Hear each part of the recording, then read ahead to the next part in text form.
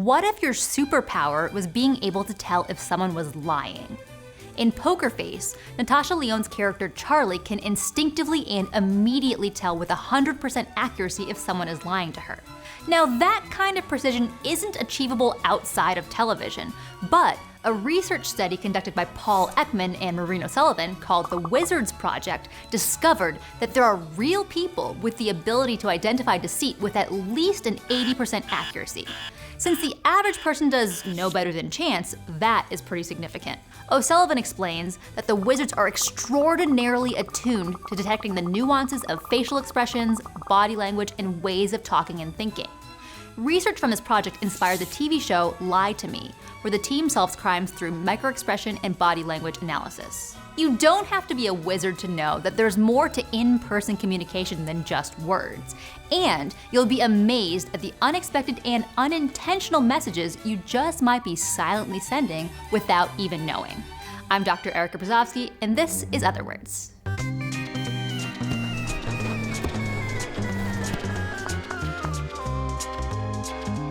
Otherwords. Despite what the name suggests, body language is not what linguists would describe as a language. It adds a lot of nuance to our words, but it's insufficient to fully communicate your thoughts about life and love and your last vacation, or give your presentation at work. This is why there's no confusing sign language and body language. Sign languages have full vocabularies and complex grammars just like spoken languages. Words are words, signs are signs. It's not really open to interpretation the way that body language is. While language is unique to humans, body language isn't. Showing off a belly might be an invitation for petting, or at least acknowledgement of submission and trust. And we all know better than to pet a dog baring teeth with hackles raised. This extends to the facial elements of body language as well. Quokka's smiles and Grumpy Cat's frown may not be reflective of their emotions, but a recent study led by psychologist Brittany Florkowitz found that cats have 276 facial expressions. And scientists have been able to apply the Human Facial Action Coding System, or FACS, to animals from chimps and gibbons to dogs and horses to measure facial movements which may correspond to expected behaviors. Of course, the data can't truly tell us what the animals are feeling or thinking, but it's a start. Unlike our furry friends, our faces have evolved to be practically naked. However, besides your preferred facial hair, there is one hirsute feature that stands out and is often invoked when making expressions: eyebrows. Yes, they serve a physical purpose to keep water and sun out of our eyes, but scientists suggest that we've evolved mobile eyebrows to support communication and signal subtle emotion. Interestingly enough, our canine friends had a matching eyebrow journey through the centuries of domestication, just for improved facial communication with us. Your dog's eyebrows are expressive for a reason. If eyes are the windows of the soul, eyebrows are the curtains. Smiles that reach our eyes, crinkling the corners, seem more genuine. We widen our eyes in surprise or narrow them in disgust. Work by human development professor Adam Anderson and psychological scientist Daniel Lee suggests that there may be some evolutionary basis for eye widening and narrowing. In a surprise situation, the optical field needs to be as broad and well lit as possible, perhaps helping you look for the best escape route. Narrowing your eyes in disgust improves visual acuity on a specific point, perhaps to pick out gross things from your food. Humans aesthetically appreciate symmetry. We tend to consider more symmetrical faces to be more attractive, and symmetrical expressions more genuine. However, most faces are not particularly symmetrical, and neither are our expressions. In fact, studies have shown that because the right hemisphere of the brain is more dominant in emotional control, the left side of the face is more expressive than the right. The muscles in the left cheek move more and show stronger emotion than the right, and this affects everything from the way we pose for photographs to the way we hold babies. To the left, to the left.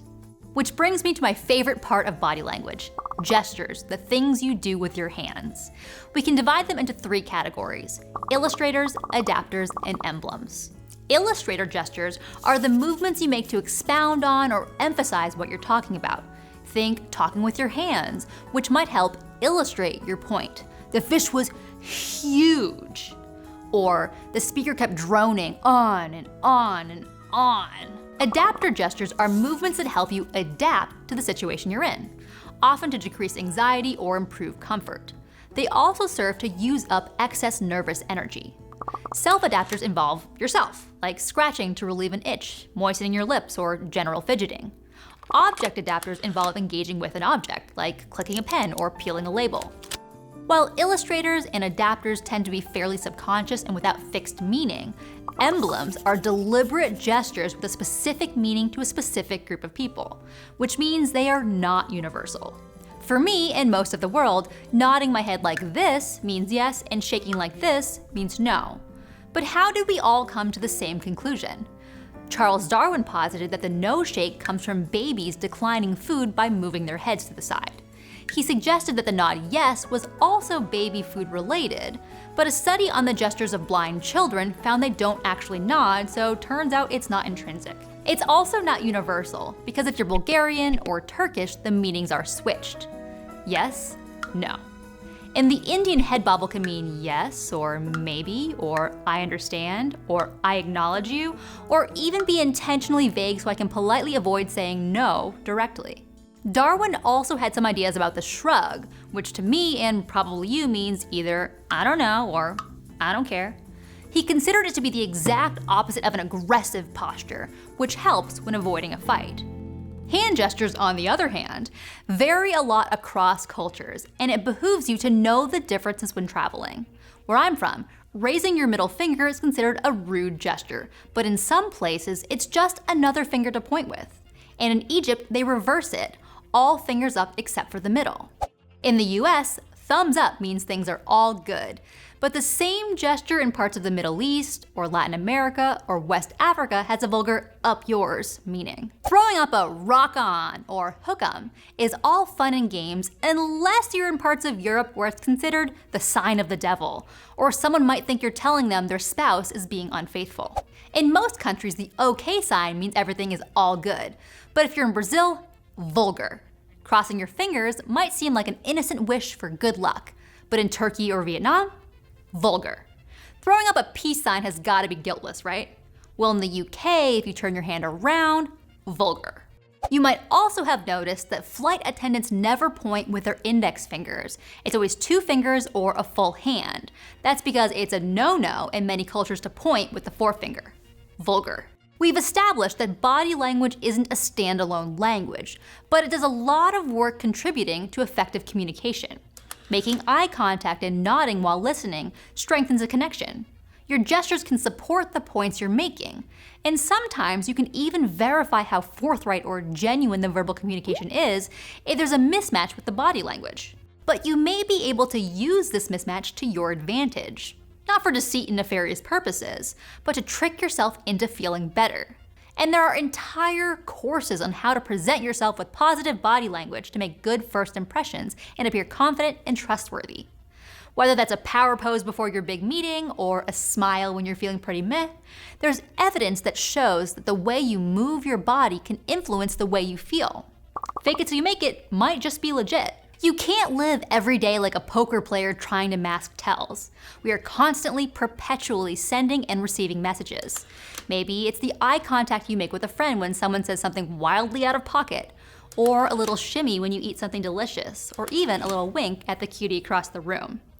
Body language augments our communication so we can say a little more with just as many words.